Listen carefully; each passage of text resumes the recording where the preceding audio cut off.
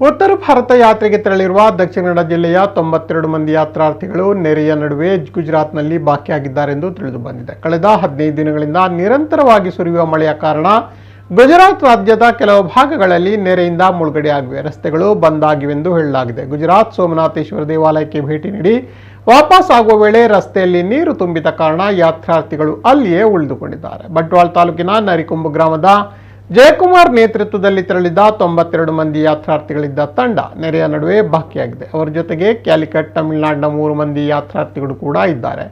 ದಕ್ಷಿಣ ಕನ್ನಡ ಜಿಲ್ಲೆಯಿಂದ ಗುಜರಾತ್ನ ದ್ವಾರಕಾ ದೇವಾಲಯಕ್ಕೆ ಭೇಟಿ ನೀಡಿದ ತಂಡ ಬಳಿಕ ಅಲ್ಲಿಂದ ಜುಲೈ 18ರಂದು ಗುಜರಾತ್ ರಾಜ್ಯದ ಸೋಮನಾಥ ದೇವಸ್ಥಾನಕ್ಕೆ ಭೇಟಿ ನೀಡಿತು. ಅಲ್ಲಿಂದ ಯಾತ್ರಾರ್ಥಿಗಳು ದೇವರ ದರ್ಶನ ಪಡೆದು ವಾಪಸ್ ಆಗುವ ವೇಳೆ ನೆರೆಯ ಕಾರಣದಿಂದ ರಸ್ತೆ ಬಂದ್ ಆಗಿದೆ. ಅಲ್ಲಿಯೇ ಹತ್ತಿರದ ರೈಲ್ವೆ ನಿಲ್ದಾಣದಲ್ಲಿ ಸದ್ಯ ತಂಗಿದ್ದು ಯಾವುದೇ ಸಮಸ್ಯೆಗಳಿಲ್ಲದೆ ಸೇಫ್ ಆಗಿದ್ದೇವೆ ಎಂದು ದೂರವಾಣಿ ಮೂಲಕ ಮಾಧ್ಯಮಕ್ಕೆ ತಿಳಿಸಿದ್ದಾರೆ.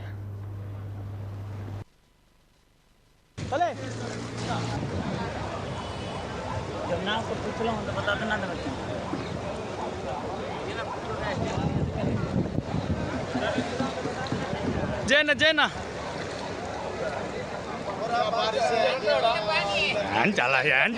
ಮೊಬೈಲ್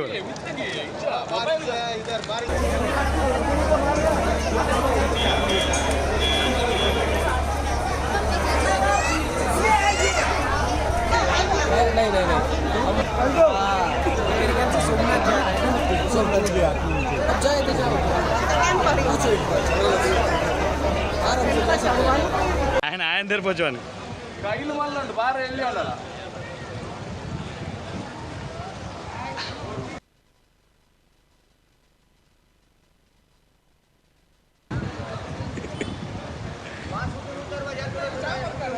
ಎಂಗಿಲ್ಲ ಕೊರಡ